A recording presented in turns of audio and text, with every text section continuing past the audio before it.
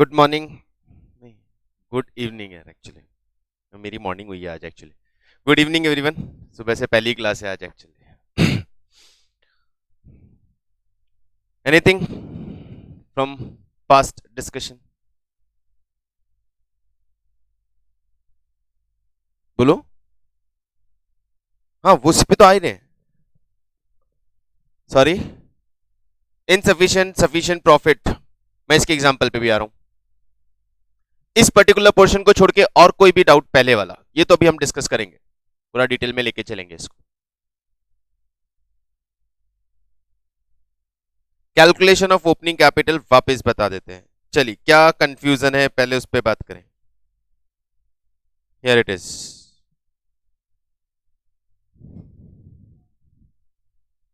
हम्म कैसे आया? ये आया आपके लेजर अकाउंट से। कैपिटल अकाउंट बनाया हमने, फ्लक्चुएटिंग और फिक्स मेथड। तो जस्ट कैपिटल अकाउंट को रिव्यू करो। आपको क्या चाहिए उस कैपिटल अकाउंट से? ओपन योर कैपिटल अकाउंट और देखिए उसमें से क्या चाहिए आपको। आपको क्या कैलकुलेट करना है? नहीं, आपको ओपनिंग कैपिटल कैलकुलेट करना है। आपको opening balance of capital calculate करना है। ओपनिंग बैलेंस ऑफ कैपिटल आपके कौन से साइड पे लिखा है? क्रेडिट साइड पे। इस अमाउंट को कैलकुलेट करने के लिए हम इस कैपिटल अकाउंट में क्या प्लस माइनस करेंगे? डेबिट साइड का पूरा ऐड कर देंगे और क्रेडिट साइड में ओपनिंग कैपिटल छोड़ के बाकी सब माइनस कर देंगे। एग्जैक्टली वही चीज इस स्टेटमेंट फॉर्म में हमने लिखा है। तो आपको स्टेटमेंट फॉर्म में कोई कंफ्यूजन है तो मत जाइए स्टेटमेंट से, कैपिटल अकाउंट बना लीजिए और बैलेंसिंग फिगर से ओपनिंग कैपिटल निकालिए। ठीक है? याद कुछ भी नहीं करना है मैं अकाउंट्स में, लर्न कुछ भी नहीं करना है। कोशिश भी मत कीजिएगा कुछ भी याद करने का, क्योंकि कितना लर्न करेंगे यार, कितना, बहुत कुछ है याद करने को। इंटरेस्ट ऑन कैपिटल उसमें लेस करेंगे, माइनस में लिखा है हमने, क्रेडिट साइड पे है ना। क्लोजिंग बैलेंस निकालना हो तो जस्ट इस स्टेटमेंट को रिवर्स कर दो, ओपनिंग से स्टार्ट करो, जो भी ऐड किया है वो लेस करो, जो लेस किया है वो ऐड करो। क्लोजिंग कैपिटल, और क्लोजिंग कैपिटल निकालने के लिए हम स्टेटमेंट फॉर्म यूज ही क्यों करेंगे? हम क्लोजिंग कैपिटल निकालने के लिए कैपिटल अकाउंट बनाएंगे। कैपिटल अकाउंट की कैलकुलेशन से ऑटोमेटिकली क्लोजिंग बैलेंस कैलकुलेट हो जाएगा। इस सिचुएशन में दिया हुआ है, लेकिन नॉर्मली तो हमें क्लोजिंग बैलेंस ही निकालना होगा ना।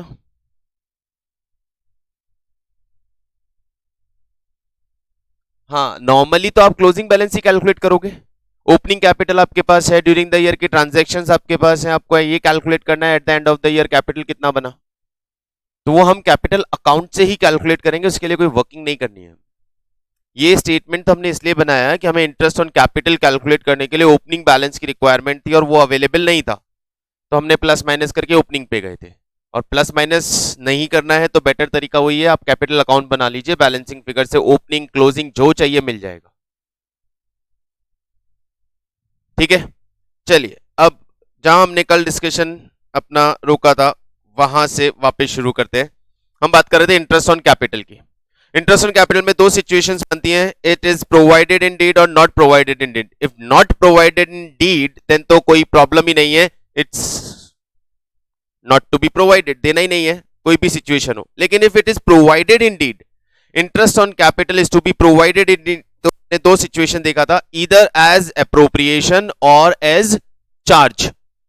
एज चार्ज का केस बहुत क्लियर है, बहुत सिंपल है, आपको इंटरेस्ट ऑन कैपिटल देना ही होगा, कोई भी सिचुएशन हो, दैट मींस प्रॉफिट है या नहीं है, सफिशिएंट इनसफिशिएंट और लॉस, कोई भी सिचुएशन हो आपको इंटरेस्ट ऑन कैपिटल प्रोवाइड करना पड़ेगा। एज अप्रोप्रिएशन में हमने दो सिचुएशन यहां पे ड्रॉ किया था, एक सफिशिएंट प्रॉफिट और एक इनसफिशिएंट प्रॉफिट, और वहां हमारा डिस्कशन चल रहा था कि क्या करें। तो बेटर है मैं आपको सारे केसेस लेके चलता हूं और केसेस से एक्सप्लेन करता हूं कि हमें करना क्या होता है। केस ए, फर्स्ट केस, हम यहां चलेंगे दो पार्टनर्स के साथ, where two partners are there and their capital is 5 lakh and 3 lakh. Basic information, capital of partner A is 5 lakh, capital of partner B is 3 lakh.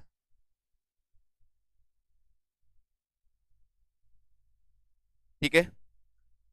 interest on capital to be provided at the rate of 10% per annum. Interest on capital to be provided at the rate of 10% per annum.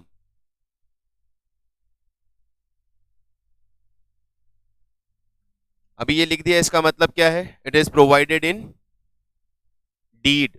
Interest on capital देना है कितना? 10% per annum. And profit available, current year profit available है. और एक और चीज ले लेते हैं. Profit sharing ratio is 1:1 and available profit is 1,00,000 rupee suppose.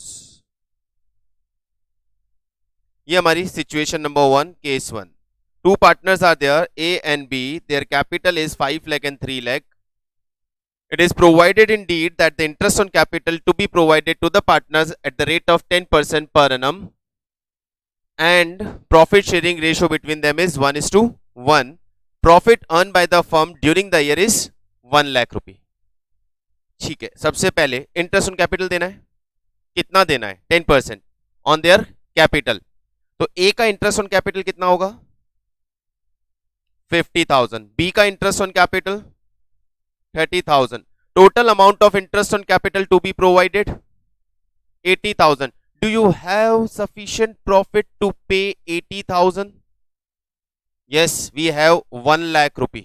हमारे पास 1,00,000 रुपी का प्रॉफिट है, सफिशिएंट प्रॉफिट है. We can pay 80,000. तो out of profit first of all हम उन्हें 80,000 का इंटरेस्ट ऑन कैपिटल पे कर देंगे. सिंपल. दे दिया है प्रॉफिट. डीड में बोला इंटरेस्ट देना है, हमने इंटरेस्ट कैलकुलेट किया. इंटरेस्ट जितना पे करना था उससे ज्यादा प्रॉफिट है. That means sufficient profit is there. तो हमने इंटरेस्ट पे कर दिया. 20,000 रुपीज हमारे पास रिमेनिंग प्रॉफिट है. What we will do with this? इस 20,000 का क्या करने वाले हम? पार्टनर्स में डिस्ट्रीब्यूट करने वाले हैं. किस रेशो में? 1:1 के रेशो में. तो 1:1 के रेशो में 10,000 एंड 10,000 बी को मिलेगा. Total profit in hands of A will be 60 and total profit in hands of B will be 40,000. Is it clear? आराम से देख लीजिए. First situation, their capital is provided, capital is available. Deed provides interest on capital at the rate of 10%. Profit sharing ratio भी deed में दिया हुआ है 1:1. Profit हुआ हमें 1,00,000 रुपी का. इंटरेस्ट ऑन कैपिटल सबसे पहले हमें देना था. इस 1,00,000 रुपी को डिस्ट्रीब्यूट करना था. फर्स्ट ऑफ ऑल हमने देखा क्या देना है? Interest on capital. कितना कैलकुलेट किया? 50,000 ए को जाएगा, 30,000 बी को जाएगा. टोटल इंटरेस्ट ऑन कैपिटल दोनों को मिला के हमें देना था 80,000. Do you have that much profit? Yes, sufficient profit is there. तो हमने 80,000 उनको इंटरेस्ट दे दिया. इंटरेस्ट देने के बाद हमारे पास 20,000 रिमेनिंग बचता है. ये 20,000 का जो रिमेनिंग प्रॉफिट है ये पार्टनर शेयर करेंगे. किस रेशो में शेयर करेंगे? उनके प्रॉफिट शेयरिंग रेशो में. That is 1:1. और ये हो गया आपका एप्रोप्रिएशन कंप्लीट. 1,00,000 रुपी का प्रॉफिट था, एप्रोप्रिएट कर दिया, डिस्ट्रीब्यूट कर दिया पार्टनर्स के बीच में. ए के पास जाएगा 60,000 रुपीज और बी की पॉकेट में जाएगा 40,000 रुपीज. That's all. सिंपल. कोई डाउट? नो? परफेक्ट. चलिए तो फिर केस बी पे आते हैं. Case number 2. आराम से ना आप लोग अपना पूरा टाइम लीजिए. कंफर्म होंगे तो मुझे बोलिएगा तो मैं आगे चलूंगा. Case second.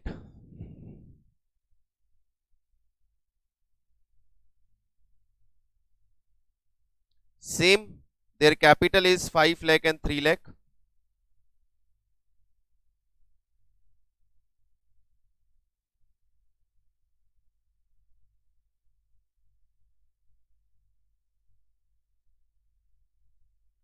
Interest on capital is to be provided at the rate of 10% per annum as charge.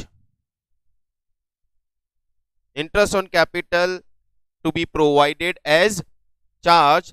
Their profit sharing ratio is 1:1.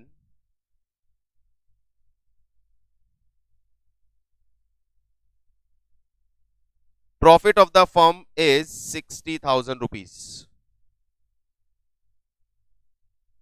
Profit of the firm is 60,000 rupees.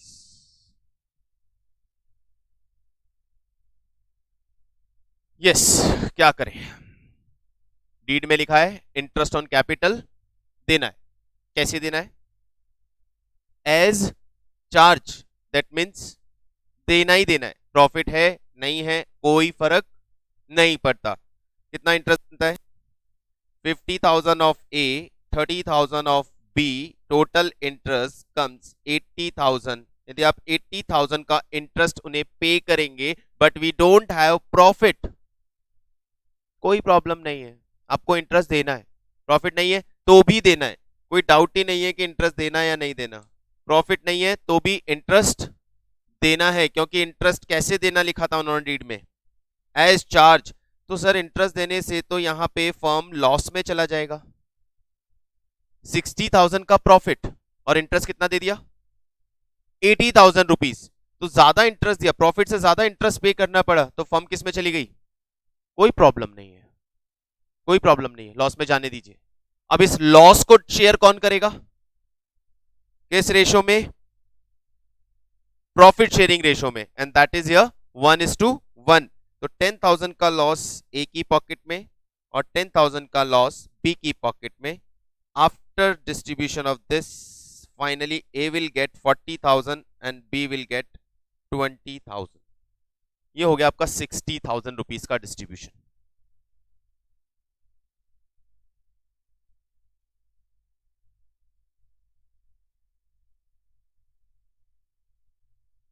कोई डाउट? क्या ध्यान रखने का था यहां पे?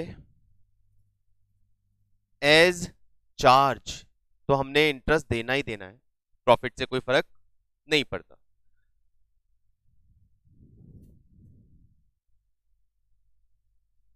नहीं, ये फाइनल प्रॉफिट डिस्ट्रीब्यूशन हुआ ना।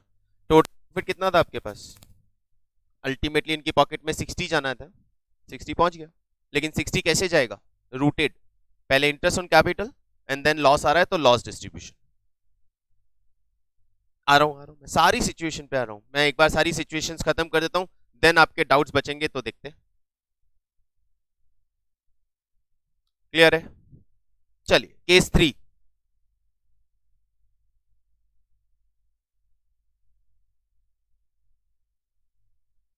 Same A and B, their capital is 5 lakh and 3 lakh, IOC at the rate of 10% per annum as charge,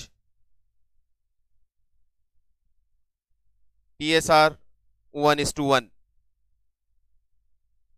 profit 20,000 rupees negative, यानी प्रॉफिट नहीं है, लॉस है।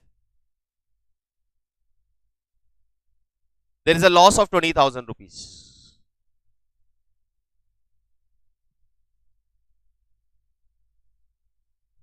अभी क्या करें?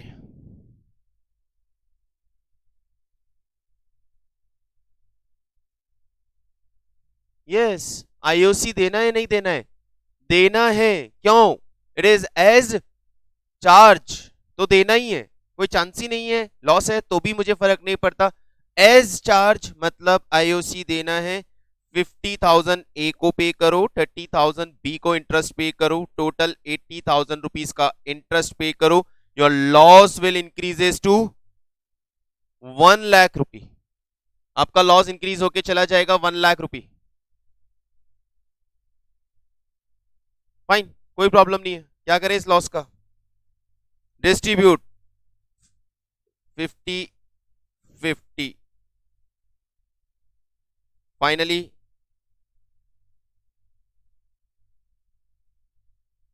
ये सिचुएशन बनता है।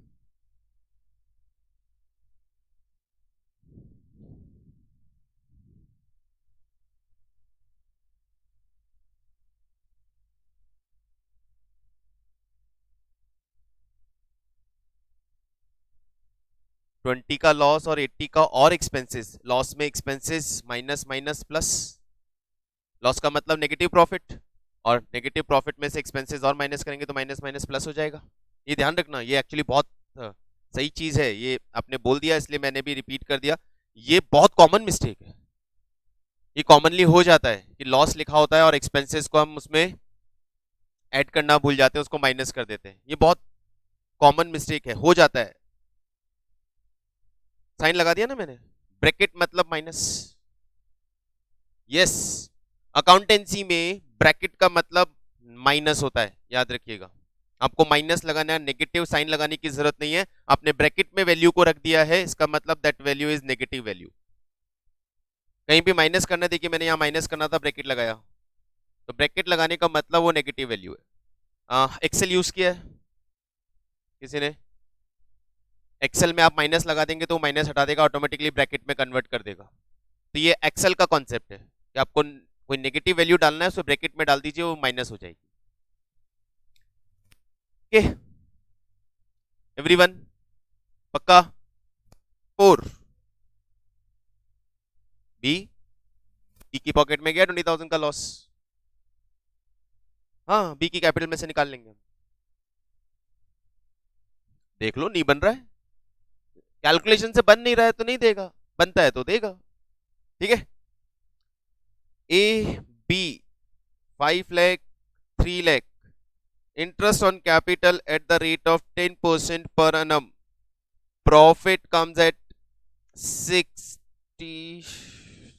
40,000 rupees, profit is 40,000 rupees, profit sharing ratio is 1:1, what to do?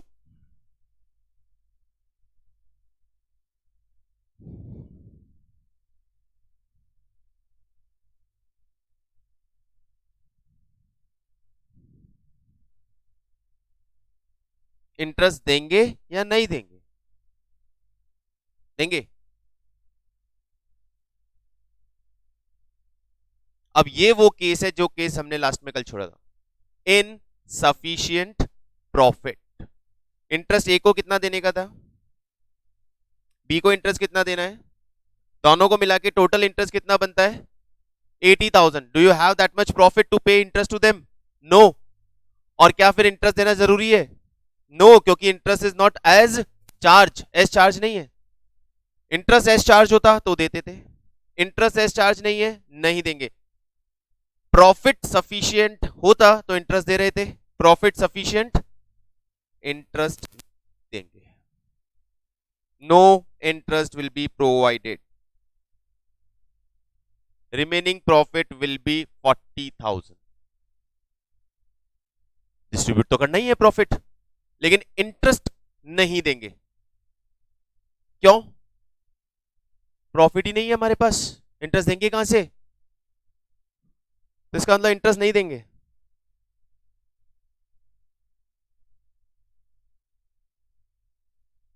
देंगे, इंटरेस्ट तो देंगे, डीड में लिखा है, देना पड़ेगा। हाँ, एस चार्ज नहीं दे सकते, एस चार्ज लिखा भी नहीं है यार, प्रॉफिट है ही नहीं, कहां से दोगे?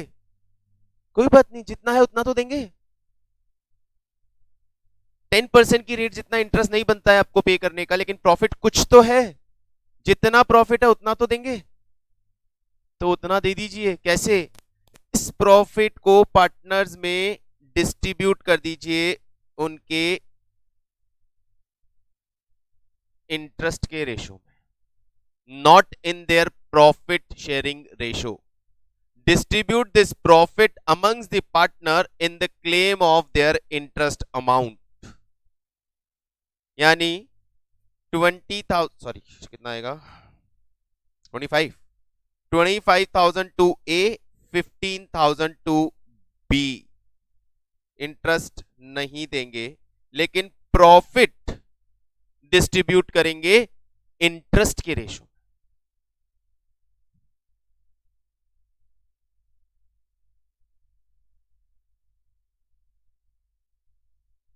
देखो, मेन चीज क्या थी? अप्रोप्रिएशन। अप्रोप्रिएशन का मतलब हमें प्रॉफिट डिस्ट्रीब्यूट करना है। कैसे करना है? अलग अलग वेज हो सकते हैं। डीड में हमने कुछ क्लॉजेस इसलिए डाले कि जो उनके बीच का डिस्क्रिमिनेशन था वो खत्म हो जाए। डिस्क्रिमिनेशन किस चीज का था? कैपिटल का डिस्क्रिमिनेशन था। यार कैपिटल का जो डिफरेंस है वो न्यूट्रलाइज करने के लिए हमने बोला है पहले ही काम करेंगे, आउट ऑफ द प्रॉफिट हम आपको आपकी कैपिटल का इंटरेस्ट दे देंगे, तो कैपिटल का डिफरेंस खत्म हो जाएगा। और यदि किसी पार्टनर ने एडिशनल वर्किंग किया है कंपनी में, बिजनेस में, तो हम उसको एडिशनल वर्किंग का रिवॉर्ड उसकी सैलरी या कमीशन की फॉर्म में दे देंगे, तो उसका एडिशनल वर्किंग का भी डिफरेंस खत्म हो जाएगा। उसके बाद जो भी प्रॉफिट बचेगा वो हम उन पार्टनर्स में शेयर कर देंगे, जो भी उन्होंने रेशो डिसाइड किया उस रेशो में, इधर 1:1 और एनी अदर रेशो। यहां प्रॉब्लम क्या हो गया, कैपिटल डिफरेंस है, 40,000 का प्रॉफिट है जो कि इंटरेस्ट से भी कम है। सबसे पहले आप करोगे क्या, प्रॉफिट शेयरिंग रेशियो में डिस्ट्रीब्यूट करोगे या उनके बीच का कैपिटल का डिफरेंस खत्म करोगे? ऑब्वियस बात है, पहले कैपिटल का डिफरेंस खत्म करोगे, क्योंकि मैंने ज्यादा कैपिटल लगाया है तो फॉर श्योर पहले मुझे ज्यादा प्रॉफिट मिलना चाहिए, मुझे मेरी कैपिटल का रिवॉर्ड पहले दे दो, उसके बाद प्रॉफिट बचेगा वी विल शेयर, लेकिन पहले मुझे कैपिटल का रिवॉर्ड तो मिले। तो कैपिटल रिवॉर्ड कैसे दूं सर, प्रॉफिट तो सफिशिएंट नहीं है, जितना भी प्रॉफिट है वो पहले कैपिटल रिवॉर्ड पे करने में जाना चाहिए।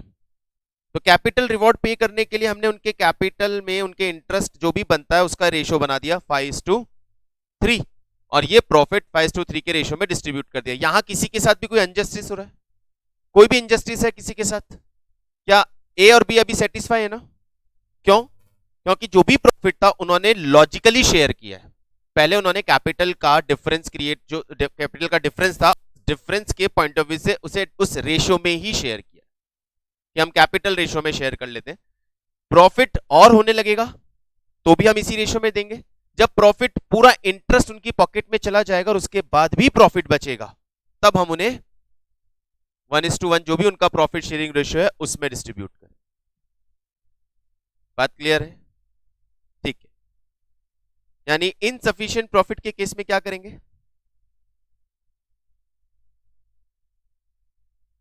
इंटरेस्ट ऑन कैपिटल के रेशियो में डिस्ट्रीब्यूट कर देंगे उस प्रॉफिट को। इसलिए ये मत बोलना कि इंटरेस्ट ऑन कैपिटल नहीं देंगे, हम यहां दे रहे हैं उनको इंटरेस्ट ऑन कैपिटल ही, लेकिन उतना नहीं जितना उनका बनता है, क्योंकि उतना प्रॉफिट नहीं है हमारे पास। हमारे पास जितना भी प्रॉफिट अवेलेबल है, ये जो उनकी पॉकेट में गया 25,000 और 15,000, ये क्या है, शेयर ऑफ प्रॉफिट और interest on capital. It is interest on capital not the share of profit, ये इंटरेस्ट ऑन कैपिटल ही कहलाएगा। याद रखिएगा इसको, जब आप P&L अप्रोप्रिएशन में एंट्री करेंगे तो इंटरेस्ट ऑन कैपिटल के नाम से एंट्री करेंगे, इसे शेयर ऑफ प्रॉफिट नहीं मानेंगे, क्योंकि शेयर ऑफ प्रॉफिट जाना होता तो वो किस रेशियो में जाता, 1:1 में। क्लियर है? कोई डाउट? एक केस और बनाएंगे लेकिन शायद कुछ डाउट आए।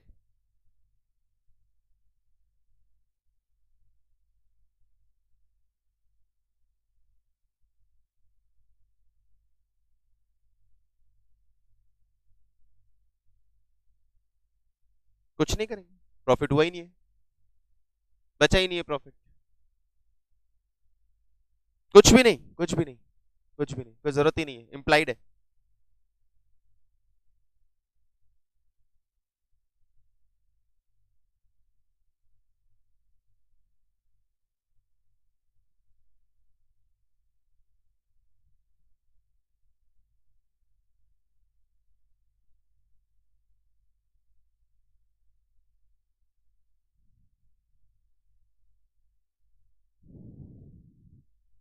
शायद ही टीएस ग्रेवाल में या आपकी किसी बुक में ये सिचुएशन बने, लेकिन ये बहुत पॉसिबल सिचुएशन है।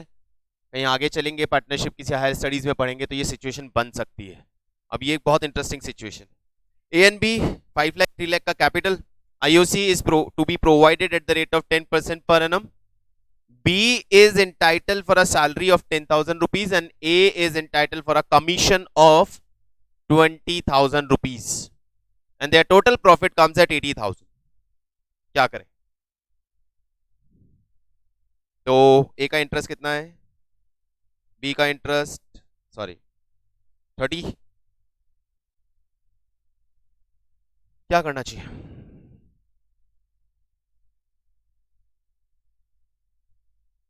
मतलब सैलरी भी देना है, कमीशन भी देना है, इंटरेस्ट भी देना है, लेकिन ये सब कुछ मिला के टोटल किया जाए तो interest is of 80,000, salary is of 10,000, commission is of 20,000, total payment is 1,20,000 और 1,10,000।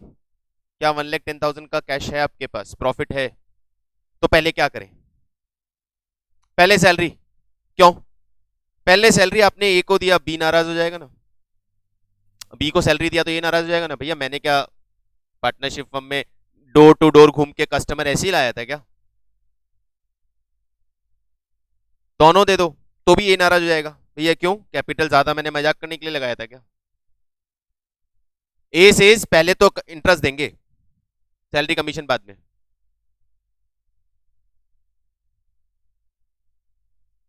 सही बोल रहा है नहीं बोल रहा है?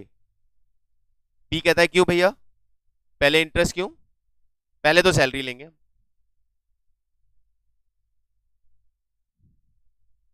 क्या करें इस सिचुएशन? और एज चार्ज कुछ भी नहीं है कि देना ही देना है।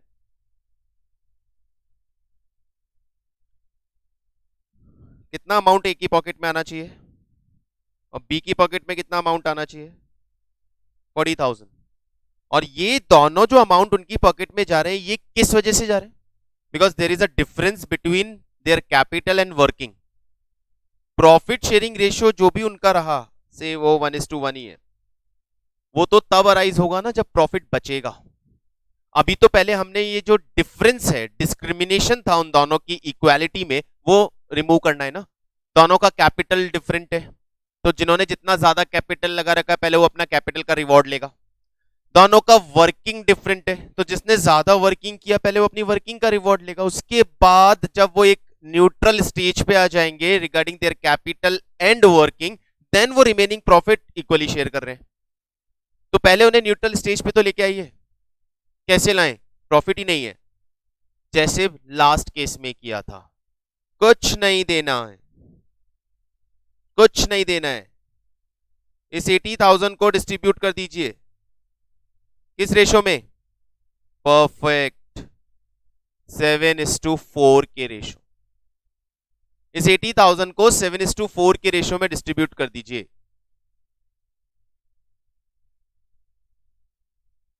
क्योंकि इंटरेस्ट ऑन कैपिटल और सैलरी में प्रायोरिटी किसको है? किसी को भी नहीं है, दोनों अपनी अपनी प्लेस पे इक्वल है। एडिशनल कैपिटल, एक्स्ट्रा कैपिटल था तो इंटरेस्ट मिल रहा था, एक्स्ट्रा एफर्ट था इसलिए सैलरी मिल रहा था। तो both are at same stage. Interest on capital देना है या सैलरी देना है, दोनों एक ही स्टेज पे है। इसलिए आप या तो देंगे तो सभी देंगे और या फिर कुछ नहीं देंगे। इसलिए हमने रेशो निकाला और प्रॉफिट को रेशो में डिस्ट्रीब्यूट कर दिया। पीएसआर में नहीं, किस रेशो में? 7:4। और ये 7:4 का रेशो क्या कहलाएगा? थोड़ा सा कॉम्प्लिकेट हो जाएगा 7:4 से कैलकुलेट करना, तो अभी तो घर की बात है ना।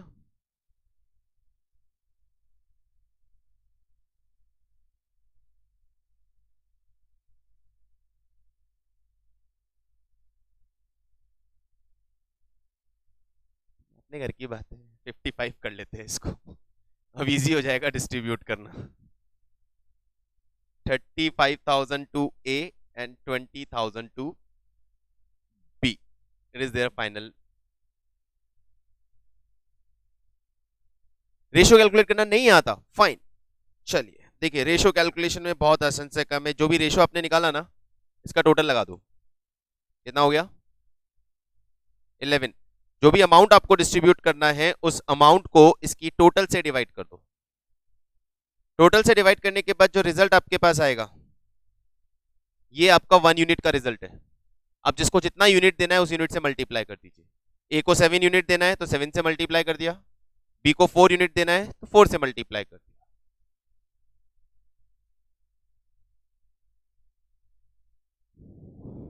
और रेशियो ऐसे ही निकाला कीजिए, ऐसे मत कीजिएगा 55 जैसे आप लोग करते होंगे। 55 डिवाइडेड बाई 11 इंटू 7, और बी का होगा 55,000 डिवाइडेड बाई 11 इंटू 4। बार बार नहीं करना है, आपको एक यूनिट का वैल्यू निकालना है और मल्टीप्लाई करना है, क्योंकि यहाँ पे दो ही है। 3 और 4 होंगे तो बहुत इजी रहेगा, फटाफट मल्टीप्लाई हो जाएगा। चलिए बात समझ में आ गई क्या? सारे केसेस समझ में आ गए इंटरेस्ट ऑन कैपिटल के?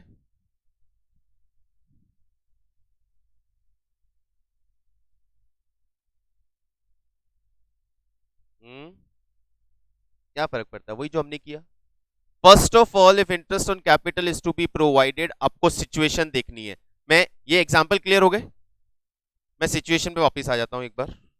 और यहां से वापस बात करना शुरू कर लेते हैं, ठीक है।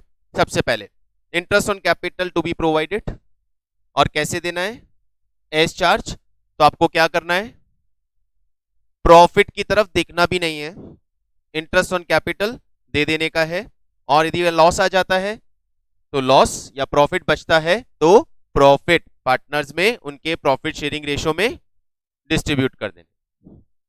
दूसरा प्रॉब्लम, देना है एज चार्ज नहीं है। एज चार्ज नहीं है तो हमारे पास एज एप्रोप्रिएशन हुआ।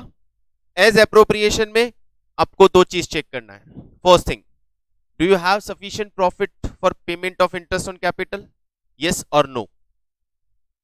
सफिशिएंट प्रॉफिट है या नहीं, आंसर इज यस, है सफिशिएंट प्रॉफिट, दे दो इंटरेस्ट ऑन कैपिटल। प्रॉब्लम का है, इंटरेस्ट ऑन कैपिटल दे दीजिए, यस, और रिमेनिंग प्रॉफिट का क्या करेंगे, नॉट 1:1, प्रॉफिट शेयरिंग रेशो में डिस्ट्रीब्यूट कर देंगे, whatever profit sharing ratio is there. Problem सिर्फ एक ही केस में है, when insufficient profit is there. Sufficient profit नहीं है तो आईओसी का रेशो नहीं, आईओसी का रेशो नहीं, याद मत कीजिएगा आईओसी रेशो। आप क्या करेंगे, distribute profit in ratio of claim, ratio of their claim, ratio of their claim over profit, that is IOC plus salary plus commission। सिर्फ IOC का रेशो नहीं निकालना है, इफ सिर्फ IOC इज देयर तो IOC का रेशो निकालना है, if IOC and salary is there तो IOC प्लस सैलरी का रेशो निकालना है, if IOC salary and commission is there then तीनों का मिला के रेशो निकालना, ठीक है। तो जनरली बुक्स में या कहीं पे ऐसा ही लिखा होता है कि if insufficient profit is there and interest on capital is to be provided then distribute such profit in the ratio of capital, ऐसा लिखा है, in the ratio of capital. But that is correct up to some extent, कि जब तक सिर्फ IOC है तब तक तो ठीक रह जाएगा, लेकिन जैसे आईओसी और सैलरी दोनों आएगा वो आपका कैलकुलेशन रॉन्ग हो जाएगा। तो बेटर है आप क्या लिखेंगे, इनसफिशिएंट प्रॉफिट के केस में जो भी प्रॉफिट डिस्ट्रीब्यूशन होगा वो क्लेम के रेशो में डिस्ट्रीब्यूट होगा। क्लेम का रेशो मतलब पार्टनर्स प्रॉफिट के अलावा जिस चीज के लिए भी इंटाइटल्ड हैं वो सब निकालो, उन सब का टोटल करो और फिर उसका एक रेशो क्रिएट करो, जैसा हमने किया। इंटरेस्ट ऑन कैपिटल देना था, कमीशन भी देना था, सैलरी भी देना था, तो इन तीनों का टोटल करके उसका हम रेशो बनाएंगे और उस रेशो में उस प्रॉफिट को डिस्ट्रीब्यूट करेंगे। अब किसी के पास इन सारी सिचुएशन से रिलेटेड कोई भी डाउट बचा है तो बोलिए।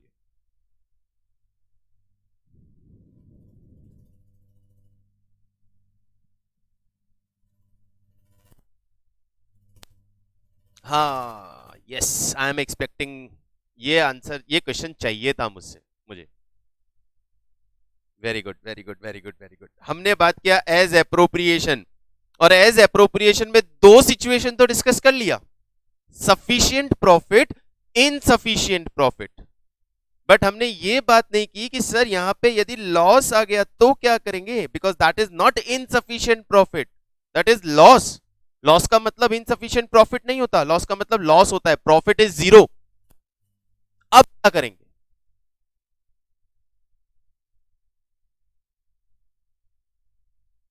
लॉस को प्रॉफिट शेयरिंग रेशियो में डिवाइड कर देंगे।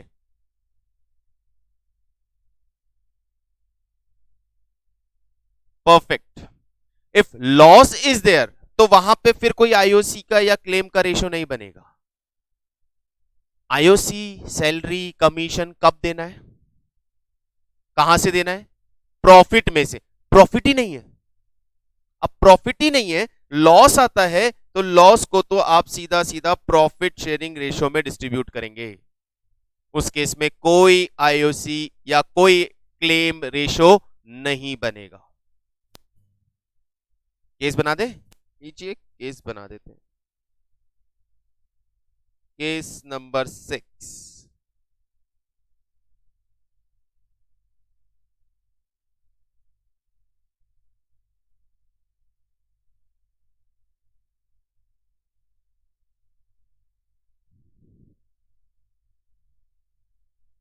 यस, क्या करेंगे? ए का इंटरेस्ट बनता है 50,000, बी का इंटरेस्ट बनता है 30,000, दोनों का टोटल इंटरेस्ट मिला के बनता है 80,000। बट प्रॉफिट ही नहीं है।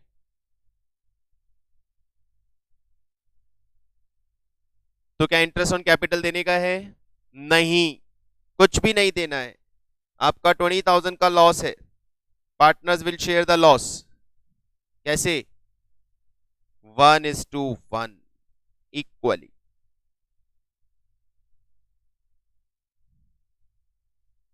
फिर तो देना था। कर चुके हो केस तो ऊपर बेटा, ये रहा।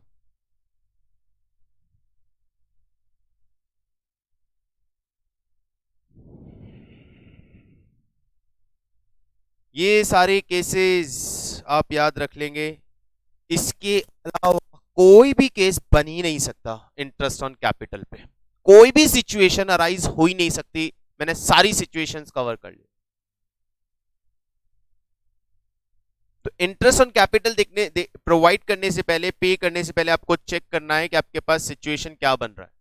First of all clearly read करेंगे, एस चार्ज तो नहीं है, एस चार्ज तो नहीं है। एस चार्ज है, सोचना नहीं है, इंटरेस्ट ऑन कैपिटल दे दीजिए, आगे चलिए। एस चार्ज नहीं है तो फिर आपको चेक करना है कि सफिशिएंट प्रॉफिट है या नहीं है। देन फाइन, दे दीजिए, आगे चलिए। नहीं है तो कुछ भी पे नहीं करना है, प्रॉफिट को क्लेम के रेशो में डिस्ट्रीब्यूट करना है, फिनिश। तो इंटरेस्ट ऑन कैपिटल का कॉन्सेप्ट कंप्लीट। हमने दो पॉइंट यहां पे डिस्कस किया। First, calculation of interest on capital, and second, situation of interest on capital. Calculation के लिए क्या लेना है? फटाफट से, लाउडली। कैलकुलेशन के लिए क्या करना था? ओपनिंग कैपिटल पे फुल ईयर का, जल्दी जल्दी जल्दी जल्दी जल्दी जल्दी। एडिशनल कैपिटल पे डेट ऑफ एडिशनल कैपिटल से ईयर एंड तक का, और विड्रॉल ऑफ कैपिटल पे डेट ऑफ विड्रॉल से ईयर एंड तक का माइनस करना है। फाइन। ओपनिंग कैपिटल कैसे निकालना है? कैपिटल अकाउंट से। स्टेटमेंट हमने फिर भी यहां पे ले लिया है। सिचुएशंस क्लियर हो चुकी हैं। कुछ भी पूछना है यहां तक? नाउ योर टर्न, बोलिए। कहीं भी कोई भी डाउट आ रहा है मन में?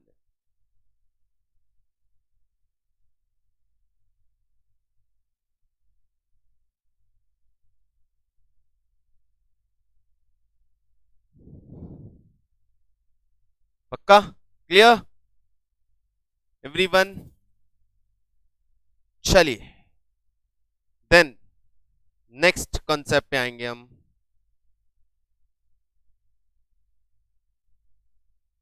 Interest on drawing.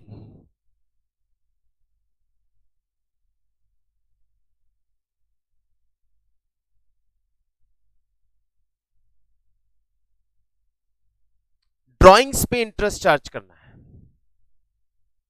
सच कोई कॉम्प्लिकेशन नहीं है। इंटरेस्ट ऑन ड्राइंग तो सबसे इजी है। क्या करना है? पार्टनर का ड्राइंग रिकॉर्ड बनाइए, जितना अमाउंट जिस दिन विड्रॉ हुआ है, on that amount from that date till year end तक का इंटरेस्ट चार्ज कर दीजिए, फिनिश। लाइक पार्टनर ने 10,000 रुपी विड्रॉ किया on 1 July, charge interest on 10,000 from 1 July to 31 March, that is of 9 month, finish. Partner withdrawal 5,000 on 1st of October. Charge interest on 5,000 rupees from 1st of October till year end. Finish. Problem क्या है? Problem कुछ भी नहीं है, बस यही करना है। फॉर श्योर यही करना है, 100% यही करना है। लेकिन हमें क्या करा है? कन्वीनियंसी के लिए कुछ मेथड्स स्पेसिफाई कर दिया। मेथड्स मतलब सिचुएशन बेस्ड मेथड्स बना दी। और मेथड्स एक्चुअली कोई मेथड्स नहीं है, मैथमेटिकल कैलकुलेशन है। किया ना, कुछ बार बार कैलकुलेशन कर रहे हैं तो कुछ कॉमन आ रहा है तो कॉमन निकाल लो, लास्ट में एक साथ मल्टीप्लाई कर दो, ऐसे कुछ मेथड्स बना दिए। तो हम उसी तरह चलेंगे। सबसे पहली सिचुएशन हमारे पास दो ही तरह सिचुएशन है। Situation 1, when drawing is of equal amount on drawing is of equal amount in regular interval. Drawing is of equal amount in regular interval.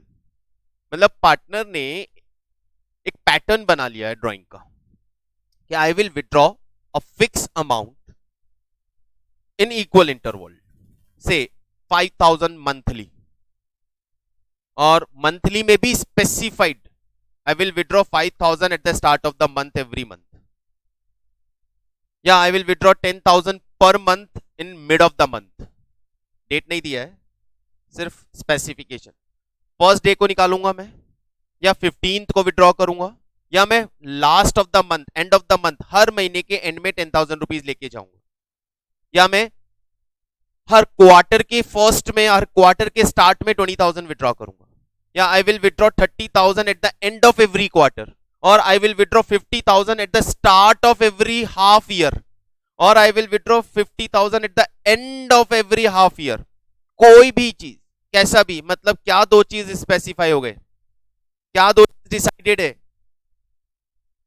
एक तो अमाउंट इक्वल है, every drawing is of equal amount, और second regular interval, मतलब दो drawing के बीच में जो time gap है वो सेम है. इक्वल अमाउंट, रेगुलर इंटरवल, ये एक सिचुएशन. एंड दूसरी सिचुएशन अदरवाइज. ऐसा नहीं होता है तो हम दूसरा मेथड फॉलो करेंगे. अब इस सिचुएशन में क्या है, यहां एक फॉर्मूला क्रिएट कर दिया गया मैथमेटिकल इक्वेशन के बेसिस पे. Interest on drawing will B total amount of drawing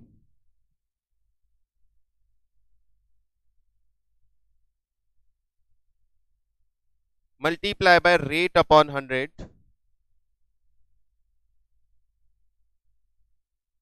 multiply by average month divided by 12.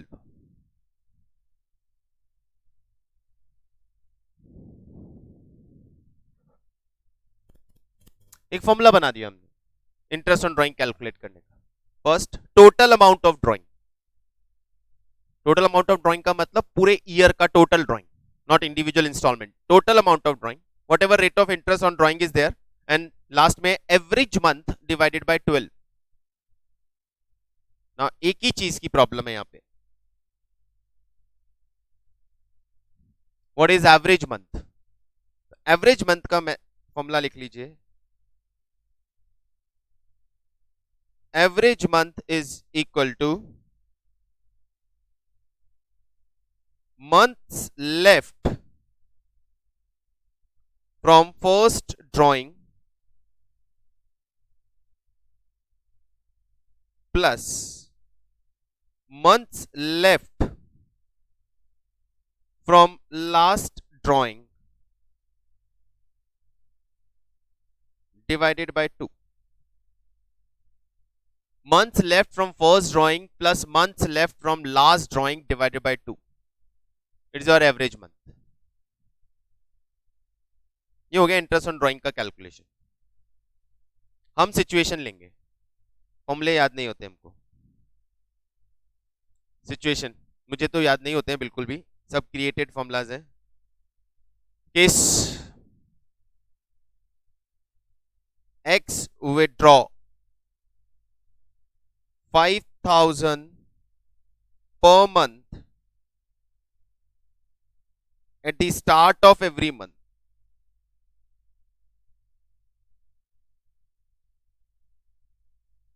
Interest on drawing is 10% per annum. Case 1. Interest on drawing calculate करना है इस person का.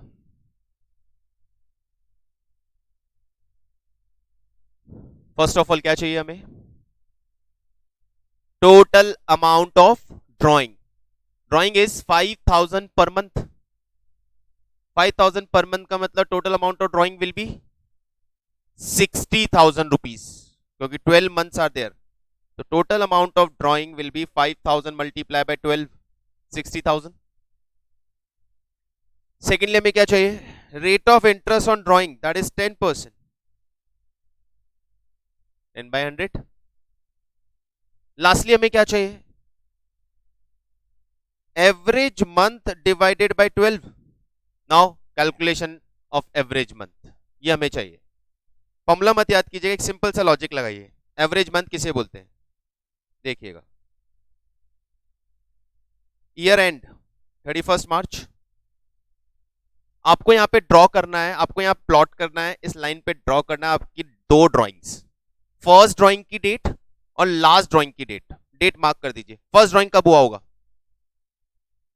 Year start के first month की first date को। Year start 1 अप्रैल को हुआ, ये 1 अप्रैल को आपका ईयर स्टार्ट हुआ। फर्स्ट ड्राइंग कब हुआ होगा? ईयर स्टार्ट की फर्स्ट मंथ की फर्स्ट डेट को। तो your first drawing will be on 1 April. When the last drawing will B 1 March, year के लास्ट मंथ की फर्स्ट डेट को। Your last drawing will be on 1 March. Is it clear? First drawing का date mark करना है, last drawing का date mark करना है। फिर आपको लेना है यहां तक का टाइम और यहां तक का टाइम। फर्स्ट ड्राइंग की डेट से ईयर एंड, लास्ट ड्राइंग की डेट से ईयर एंड, ये टाइम लेना है। फर्स्ट ड्राइंग की डेट से ईयर एंड कितना टाइम हुआ? 12 मंथ्स। लास्ट ड्राइंग से ईयर एंड कितना टाइम हुआ? 1 मंथ। इसका एवरेज कर दीजिए, 12 + 1 divided by 2, it is 6.5। It's your average month. ये है आपके एवरेज मंथ। यानी ऊपर हमारे इस फॉर्मूले में एवरेज मंथ का मतलब है 6.5।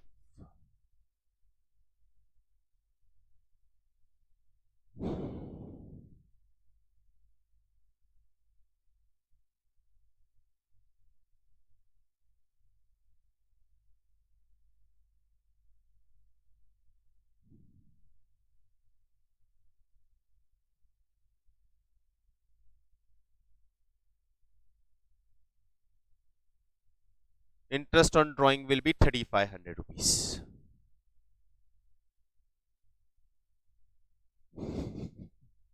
आप सोच रहे होंगे कैसे कैलकुलेट किया? टोटल ड्राइंग 60,000, 60,000 का 10%, 60,000 का 10%, 6,000, लास्ट का एक डिजिट डन है।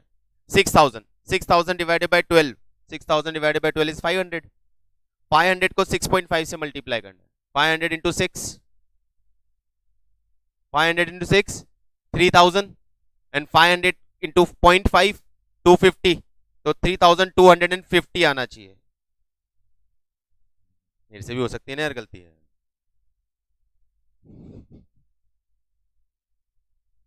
क्या चीज लिखा है ना, पर मंथ स्पेसिफाइड है 5000 per month.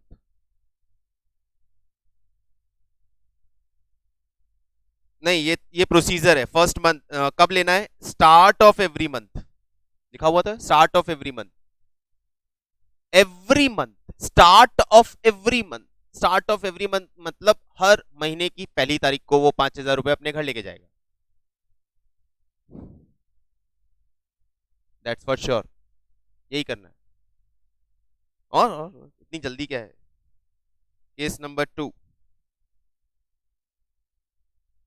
X withdraw ₹5,000 per month at the mid of every month.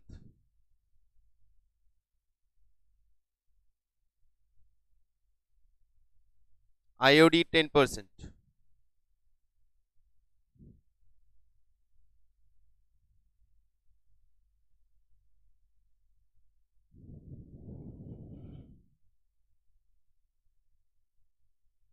अभी बोलो, total amount of drawing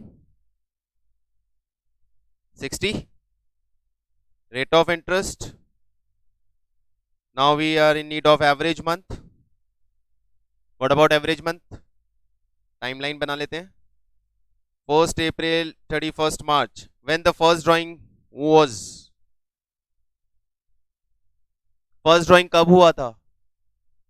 15th April, mid of the month. Last drawing कब हुआ होगा? 15th of March, mid of the last month. हर महीने के बीच में withdraw हो रहा है, तो पहली बार उसने अप्रैल के बीच में यानी 15 अप्रैल को विड्रॉ किया होगा। लास्ट टाइम उसने ईयर एंड के लास्ट मंथ यानी मार्च के बीच में विड्रॉ किया होगा। टाइम पीरियड यहां से ईयर एंड तक, यहां से ईयर एंड तक कितना हुआ? 11.5 मंथ्स एंड 0.5 मंथ्स। कोई नहीं कोई नहीं, चलता है अपने को, सब चलता है।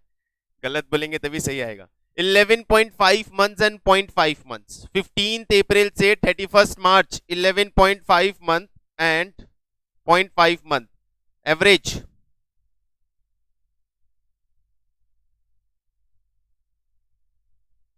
एवरेज आ रहा है 6, so your average month will be 6 and amount of interest 3000 and last case for today। फिर इसको आप पढ़िएगा आराम से घर जाके, कल इस पे डिस्कशन कंटिन्यू करेंगे। एक केस और बनाएंगे। X withdraw ₹20,000 per quarter at the start of every quarter।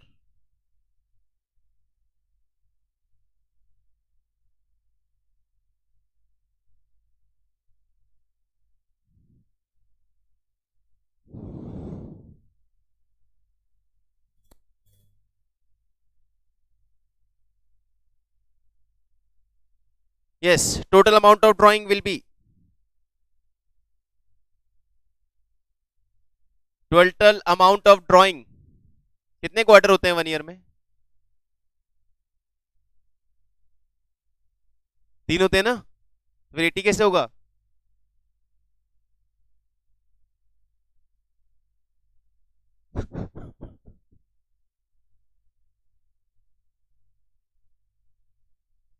पक्का 4 होते हैं। मैंने भी कंफ्यूज सोच रही है अभी क्या बोलूं मैं। क्या कितने होते हैं पक्का? आर यू श्योर ना? काउंट हो रहा है, आप 4 बोल रहे हो। 4 4 होते हैं यार। 3 मंथ का एक क्वार्टर होता है, 4 quarters are there. 4 quarters are there. Quarter हमेशा 4 ही होते हैं, क्वार्टर का मतलब ही 4 होता है। क्वार्टर को 1/4 ही बोलते हैं ना, क्वार्टर का मतलब ही 4 होता है, चाहे साल में हो कहीं भी हो। 4 क्वार्टर्स आर देयर, तो टोटल आप करेक्ट थे। टोटल 80,000, 10% का rate of interest. Average month is needed divided by 12। What about average month? Timeline पे चलेंगे। नहीं कोई जरूरी नहीं है भाई। अरे बिल्कुल यार, मैं अभी आपको ये सारे डिस्कशन खत्म करने के बाद 5 पॉइंट दूंगा, वो याद कर लेना। टाइमलाइन की क्या जरूरत है? 3 बार क्वेश्चन सॉल्व किया, टाइमलाइन की जरूरत का हमेशा यही तो होने वाला है, और तो कोई डेट ही नहीं आने वाली है।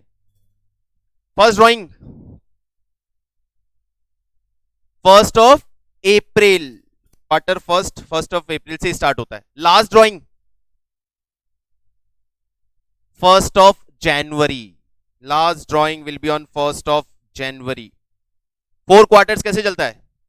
April to June, July to September, October to December, then January to March.